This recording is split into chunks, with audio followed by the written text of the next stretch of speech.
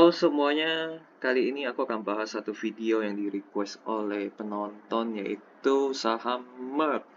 Merck ini yaitu farmasi ya, bisnisnya mereka bisnis farmasi. Mungkin teman-teman yang tahu tentang obat-obatan, tahu ini apa itu Merck. Ini perusahaan dari luar ya, yang buka cabangnya di Indonesia kalau tidak salah. Nah ini ada healthcare, diabetes, jantung, dan lain-lainnya. Klinik diagnostics, emerging biotech, dan lain-lain. Nah, di sini kalian bisa lihat ya, bisnis Merck itu di websitenya di merckgroup.com. Dan di sini kalian bisa lihat profil yang mereka, dan kalian juga bisa lihat laporan keuangan, laporan tahunan secara lengkap di halaman investor. Kita langsung buka aja investor nih, ya. Ada laporan tahunan, laporan keuangan, dan lain-lain. Nah, kalau mau lihat profilnya, kalian bisa ke halaman perusahaan, sejarah, dan lain-lain ya. Ini keahlian mereka, layanan mereka ya. Mungkin mereka bergerak di luar farmasi ya, mungkin di bagian kesehatan juga. Kalian ngecek sendiri aja di websitenya merckgroup.com. Oke. Kita langsung aja masuk ke profil singkatnya mereka di halaman idx.co.id ya. Ini mereka IPO sudah lama banget, dari tahun 81 IPO-nya. Ya, ini farmasi, bisnis utamanya mereka. Ini nama direksi dan komisaris ya. Kalian bisa ngecek nama-nama mereka. Harusnya kalau grupnya Merck ini dari luar, ini secara GCG sih harusnya tidak bermasalah harusnya. Tapi tidak salah, apa salahnya kalau kita ngecek nama mereka di Google dengan cara ketik nama mereka spasi kasus. Kalau ada berarti hati-hati, kalau misalnya tidak ada berarti aman. Oke, kita lihat komposisi pemegang saham ya. Ini dipegang oleh Merck Holding GmbH sebanyak 74%. Idealnya harus ada satu pihak pengendali, jangan dua, jangan tiga, harus ada satu, yaitu 51% ke atas. Sementara ini 74, ini cukup ideal, dan masyarakat jangan terlalu banyak, ya kurang lebih 30% lah, dan ini 13% aja. Berarti secara komposisi pemegang saham ini oke lah ya, masuk idealismenya Rudy. Sisanya dipegang oleh Media Export Company MBH. Oke ya, kalau secara komposisi oke sih. Kita langsung masuk ke bagian laporan keuangan. Ini laporan keuangan mereka di kuartal 4 ya, 2022. Sudah dipublish 31 Maret lalu mungkin ya. Kita lihat di bagian komposisi aset lancarnya, paling banyak itu di persediaan ya. Persediaan, kita lihat di nomor 8 apakah barang yang siap dijual itu berapa banyak ya. By the way, ini angka ini dikali Rp1.000 ya. Semua angka di sini dikali Rp1.000, jadi ini 300 miliar ya. 369 miliar. Kita lihat nomor 8. 369 miliar itu terdiri dari apa aja di nomor 8 sudah. Nah, ini persediaan. 369 miliar ini terdiri dari barang jadi. Barang jadi artinya barang yang siap dijual ya. Barang dalam perjalanan, barang dagangan juga siap dijual. Jadi sekitar 100 miliar yang siap dijual. Dari 369 hanya 100 miliar yang siap dijual. Itu yang akan bisa menjadi uang cash secara langsung. Jadi uang cash nanti akan kita tambahkan ya ke persediaan. Nomor 2 paling banyak itu di uang cash ya. Jadi 100 miliar ditambah 170 berarti sekitar 270. Ditambah piutang ya. Ditambah piutang yang ini 200-an kita anggap ya. Di 270 ditambah 200 berarti 470 miliar. Itu yang bisa dijadikan cash secara langsung. Kita bandingkan dengan utang jangka pendek. Jadi total aset lancar mereka itu harus lebih besar daripada utang jangka pendek mereka. Karena utang jangka pendek mereka itu harus dilunasi di bawah 1 tahun. Nah, untuk melunasi utang yang di bawah 1 tahun berarti butuh aset lancar seperti uang cash, piutang, dan lain-lain. Ini total di liabilitas ya, jangka pendek atau utang jangka pendek mereka. Besarnya hanya 239 miliar, berarti bisa ditutupi. Ya, bisa ya. Ini kan ada gabungan dari aset dari uang cash, dari piutang, dari persediaan yang siap dijual, totalnya sekitar 450 kita udah hitung, dan lebih besar ya. Jadi lebih besar daripada utang jangka pendek mereka 239. Berarti jangka pendek mereka utangnya aman. Total utang mereka 280 ya. 280 miliar. Jadi jangka pendek mereka itu bisa melunasi semua utang yang mereka ya. Berarti secara utang mereka aman. Kita bandingkan dari modal utang dengan modal ekuitas. Idealnya ekuitas harus lebih besar agar keuntungan yang didapatkan investor lebih besar. Karena kita beli saham sama dengan beli ekuitas ya.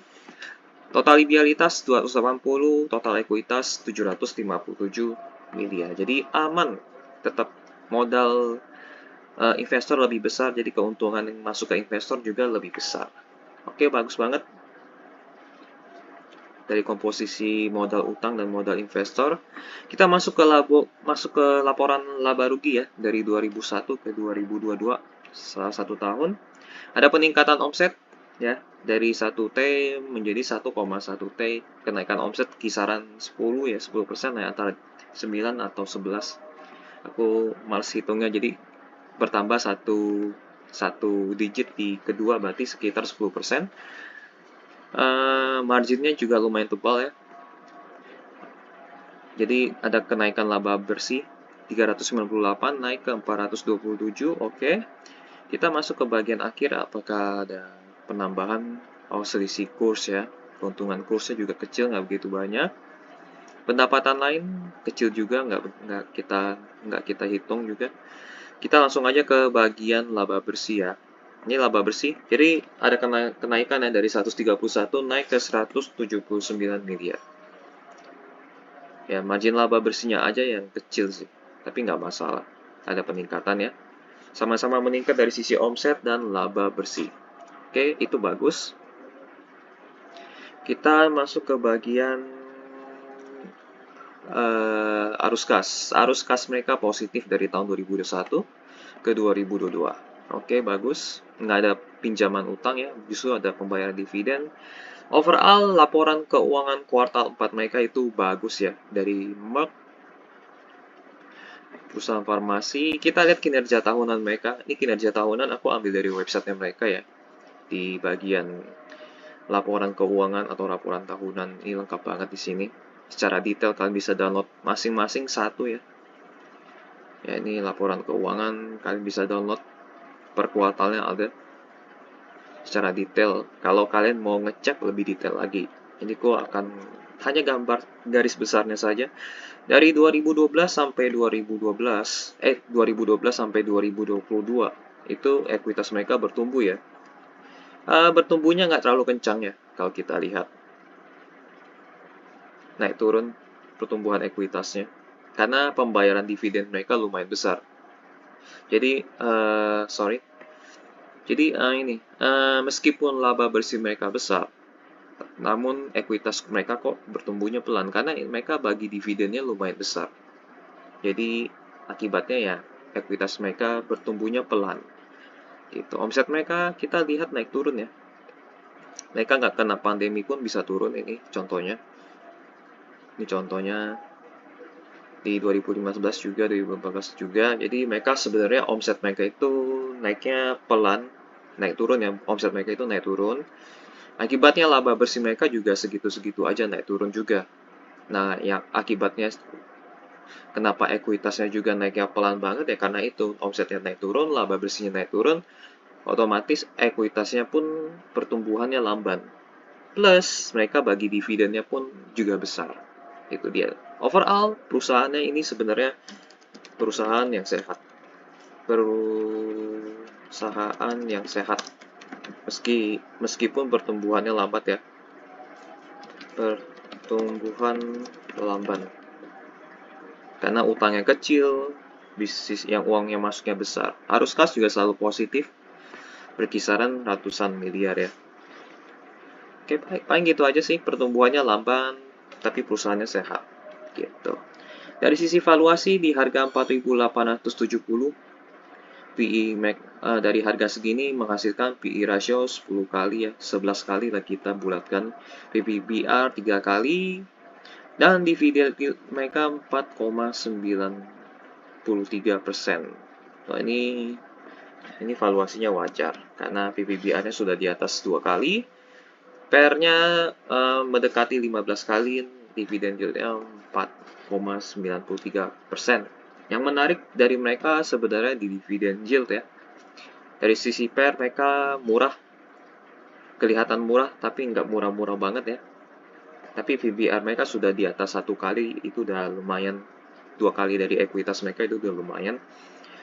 Jadi aku anggap ini dari gabungan ini semuanya ya, dari gabungan PE ratio, PVBR, dividend yield, aku masukin ke kategori wajar. Gitu. Karena dari ekuitasnya itu 3 kali lipat. Oke, ini menarik aja nih dividen yieldnya. Paling gitu aja, overall mereka sehat, cuman lambat aja pertumbuhannya. Kita masuk ke bagian presentasinya mereka ya. Presentasi perusahaan atau e-public expose atau paparan publik. Mereka lakukan di Mei 2022, ini udah lama banget sebenarnya, tahun lalu. Tapi nggak apa-apa, kita lihat aja. Paparan publik secara elektronik. Mereka lakukan setiap hari 56.000 karyawan bekerja di 66 negara, ya ini perusahaan internasional lebih tepatnya. Ya, Merck secara internasional, kecuali untuk Amerika dan Kanada. Beroperasi sebagai IMD Serono. Oke. Kami adalah perusahaan sains dan teknologi. Ya, sains dan teknologi. Jadi mereka nggak jual obat-obatan aja ya. Mereka ini sejarahnya mereka 52 tahun di Indonesia. Diversifikasi bisnis consumer health. Jadi mereka jual bisnis consumer health mereka. Divestasi artinya mereka jual bisnis. Nah, ini dewan direksi dan komisaris ya. Kinerja perusahaan tahun 2021 kita lewatin aja ya. Tapi kita lihat poin-poin pentingnya, apakah ada poin pentingnya. Kinerja divisi healthcare sangat baik. Oke. Kinerja keuangan, ya mereka bagi dividennya lumayan loh. Realisasi penjualan obat-obatan mencapai kontribusi ke omset. Nah, ini yang kita cari. Kontribusi omset dari obat-obatan itu sebesar 56%, healthcare-nya itu 23%. Oke, kesuburan area terapeutik kinerja healthcare ya. Healthcare itu mungkin semacam klinik kali ya.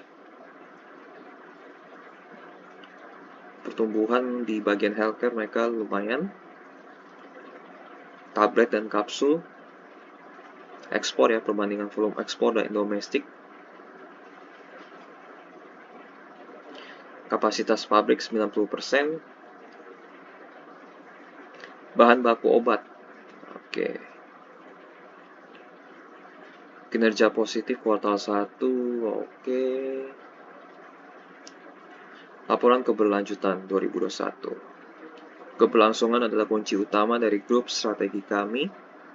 Ini speak-speaknya mereka, fondasi dan target keberlangsungan kami. Kehidupan sehat dan sejahtera, ini speak-speaknya kita lewatin aja. Kami berkomitmen pada 3 target utama, apa aja? Dedikasi kepada kemajuan Indonesia, menciptakan rantai nilai berkelanjutan, mengurangi jejak ekologis. Oke, Green Team. Lewatin aja, sosial masyarakat lewatin aja. Tanggung jawab produk,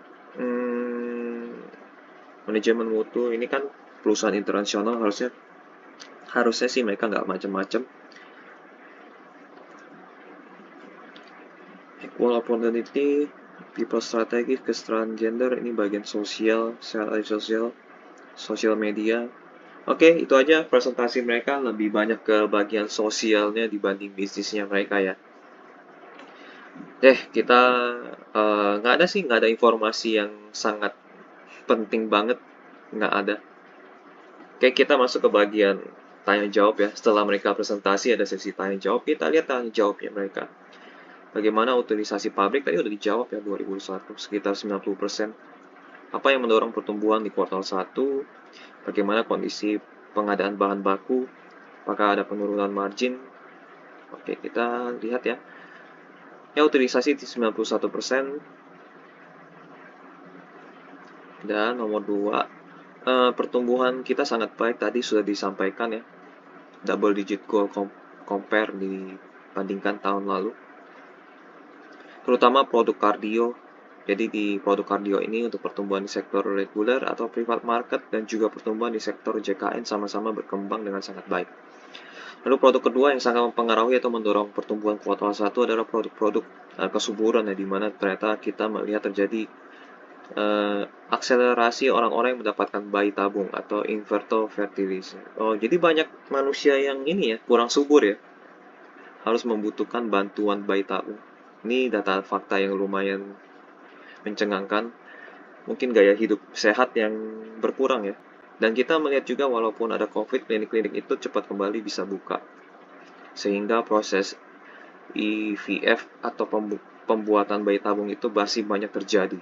Produk-produk lain seperti tiroid, diabetes juga berkembang sangat baik. Jadi dari demand, marketnya juga membaik. Understanding terhadap tata pelaksanaan masalah tiroid ya. Oke, sisanya margin operasi, penurunan margin operasi dibandingkan kuartal 1 2022 dengan 2021 sebenarnya tidak terlalu ya. Ya, aku lihat masih ini sih. Oh enggak, ini beda. Yang kita lihat, oh ya sama sih. 2022 2001 kan. Iya ya, ini dia. Sama sih sebenarnya. Tapi tetap mereka bertumbuh ya. Gitu. Oh, ini yang kuartal 2. Ini yang kuartal 1 ya, sorry. Ini kuartal 1. Ini 1 tahun penuh. Beda. Beda 1 tahun dengan 1 kuartal. Kalau kita lihat mungkin ada peningkatan, lalu di kuartal 4-nya bahan bakunya turun ya. Jadi ini kita lewatin aja ya. Bagaimana akan terjadi sampai year to date, sampai Desember kan? Ya benar. Bahan baku sempat naik lalu turun lagi. Maka terjadi penurunan karena adanya bahan baku yang dinegosiasikan dengan PNG. Ya, bahan baku turun. Kemudian saya mau lanjutkan dengan pertanyaan yang nomor 3, apakah ada penurunan margin karena kenaikan bahan baku ya? Namun pelemahan kurs ya ini sama juga sih sebenarnya. Oke lah, masih bisa diatasi. Kuartal 1-nya mungkin marginnya turun, tapi di 1 tahunnya marginnya naik. Oke, karena bahan bakunya turun. Memproyeksikan produksi 2 miliar tablet pada tahun 2030 setelah investasi pabrik di pasar Rebo. Bagaimana update? Nah, ini informasi yang menarik, ada investasi pabrik ya di pasar Rebo. Bagaimana update atau tahapan ekspansi produk pabrik ini? Dari mana sumber pendapatannya, berapa capex-nya, terus dialokasikan kemana saja? Ini pertanyaan yang oke ya. Menjawab pertanyaan tentang performance dan looking forward dari plan ke depannya dari pabrik ya, plan itu pabrik. Kita masih dalam tahap rencana dan on progress tentang ekspansi dan jadi semua masih dalam tahap pendaftaran di negara tujuan dan juga proses transfer teknologi sedang berlangsung. Sementara dari sumber pendanaan kami cukupkan semua sumber pendanaan dari internal perseroan. Kemudian capex disiapkan tahun ini, jumlahnya kurang lebih sama dengan tahun lalu, hanya ada beberapa capex yang di carry forward tahun lalu. Sehingga mungkin lebih sedikit dibanding dengan tahun lalu. Oke, capex itu adalah belanja modal ya kalau di Indonesia kan ya. Misalnya belanja mesin, belanja pabrik, maintenance, dan lain-lain. Oke, masih dalam tahap ini proses ya, on progress. Jadi belum jadi. Berapa capex yang disiapkan tadi sudah dibahas. Apa pertimbangan pembagian dividen? Apakah ada rencana ekspansi? Nah, nomor 3 yang akan kita highlight. Soal ekspansi ini yang akan meningkatkan omset mereka. Sisanya dividen aku lewatin aja, mereka rajin. Kita langsung nomor ketiga. Tadi sudah dijelaskan di pertanyaan sebelumnya bahwa ekspansi capacity yang sudah kita lakukan di tahun 2016 sampai 2018, sehingga kita tidak punya rencana ekspansi kapasitas sampai saat ini. Mereka sudah lakukan di 2016-18, jadi di tahun 2022 ini mereka tidak ada ekspansi, karena ekspansi kapasitas yang kita lakukan beberapa tahun lalu sudah cukup mengcover rencana produksi jangka menengah kita sampai tahun 2022. Oke, tidak ada ya berarti ya untuk next-nya. Jadi omsetnya akan stay di kisaran segini nih, 1T. Jadi untuk nambah lagi sepertinya mereka belum belum mau.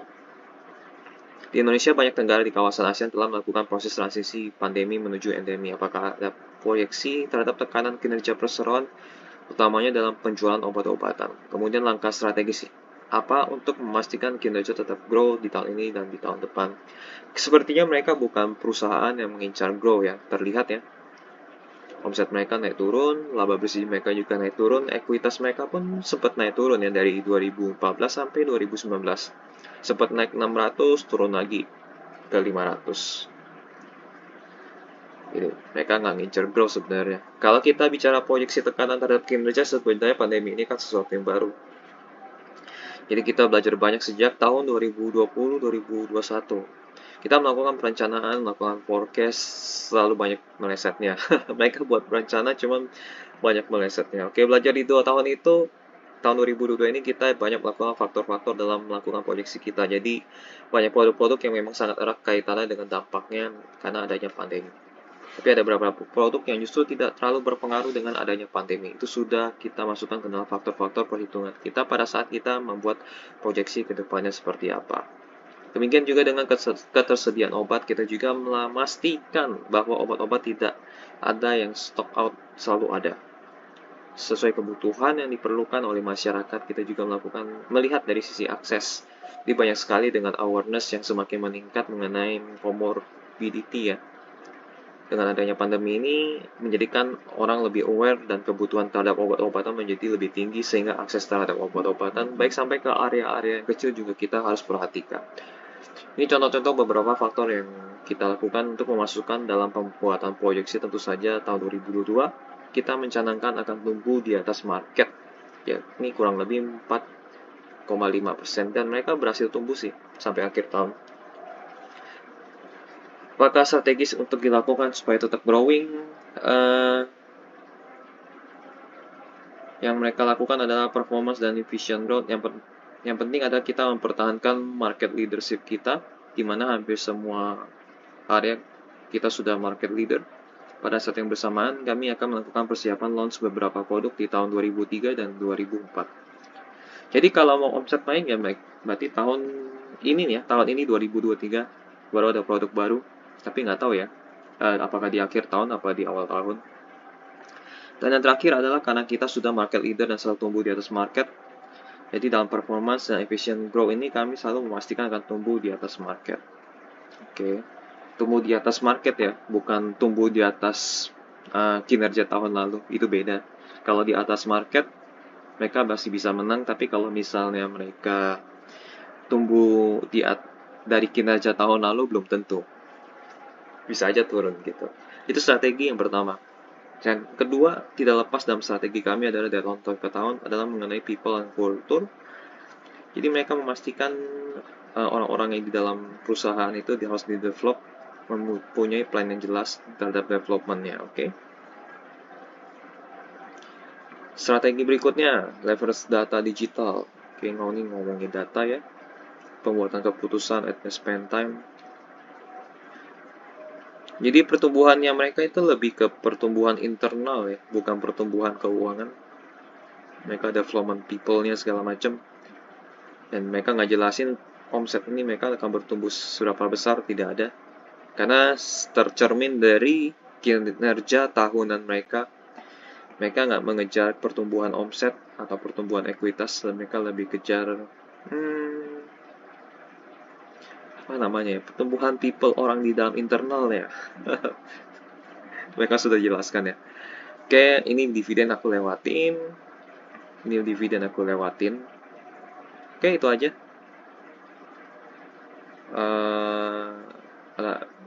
Apakah ini informasi yang penting? Tidak ada ya. Obat resep healthcare ya. Obat resep itu healthcare. Yang buat untuk klinik-klinik itu. Oke. Kinerja yang lewatin aja. Operasional pabrik. Tadi 90% utilitasnya. Oke sih. So far oke.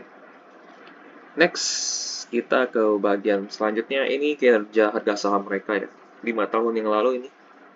Ini dari 2005. harga saham mereka pernah di puluhan ribu, lalu jatuh ya, bukan jatuh, mungkin stock split kali ya. Di sini mereka ada stock split, rasio pemecahannya 20:1 stock splitnya. Jadi kalau mau melihat harga aslinya ya tinggal dikali 20 aja ya, karena ini pecahannya di 20:1.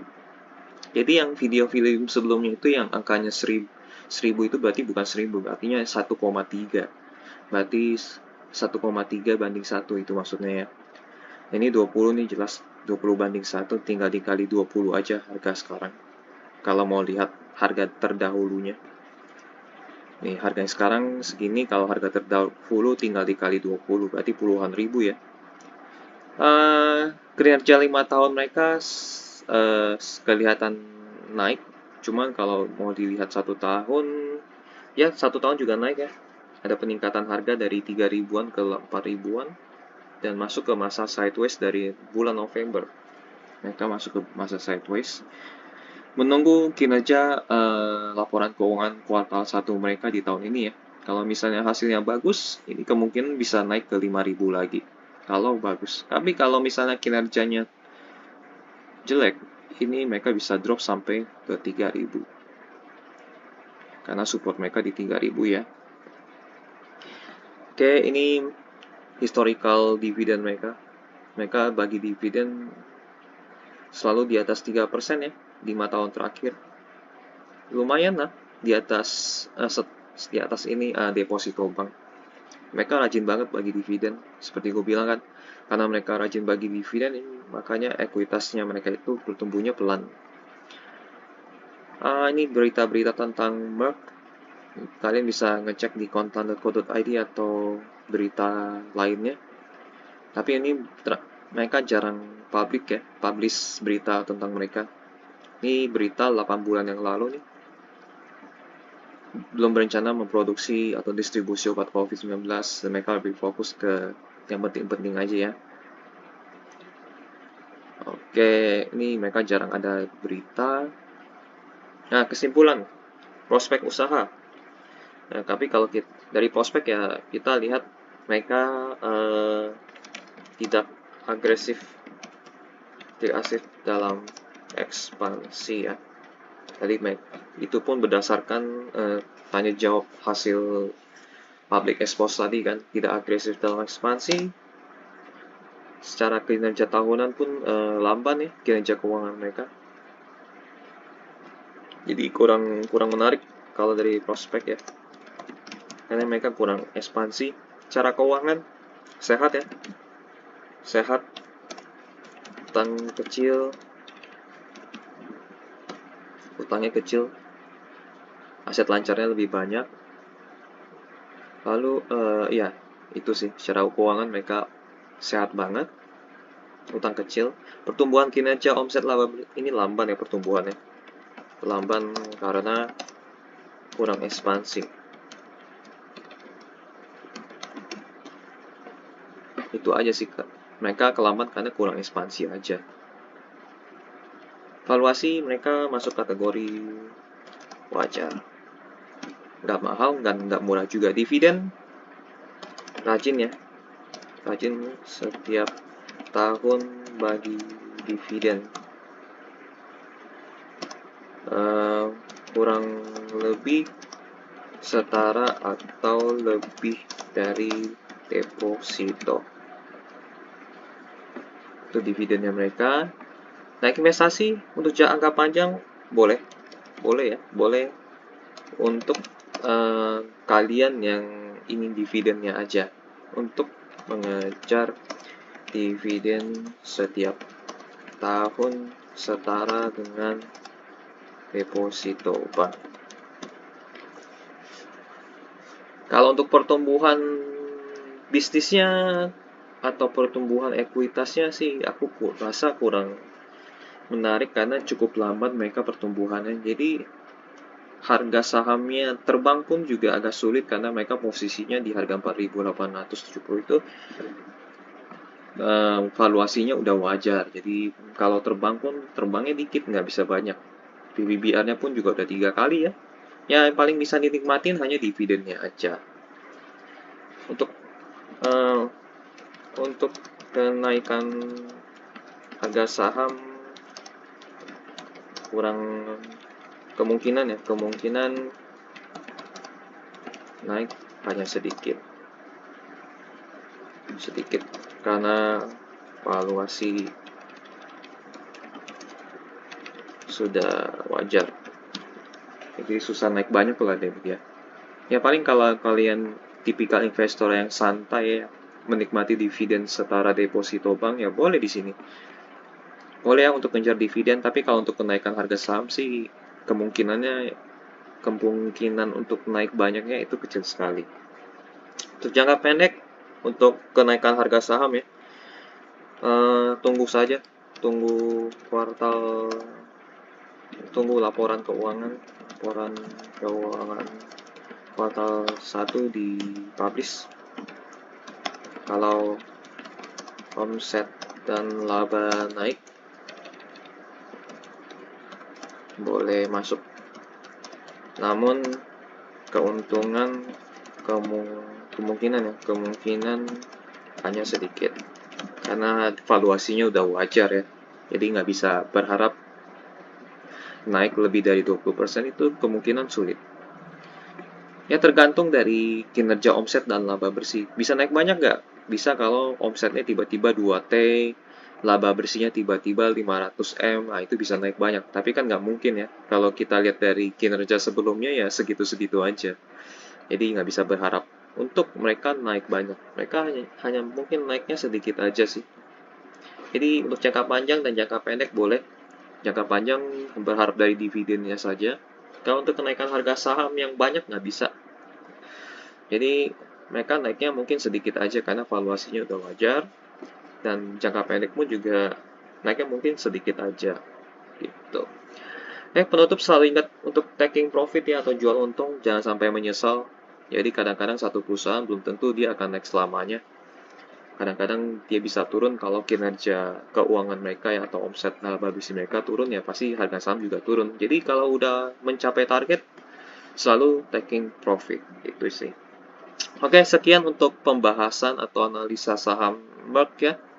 Kalau misalnya ada informasi yang kurang atau informasi yang salah, kalian boleh koreksi atau tambahkan di kolom komentar ya. Sampai jumpa di video lainnya. Semoga bisa bermanfaat untuk kalian ya.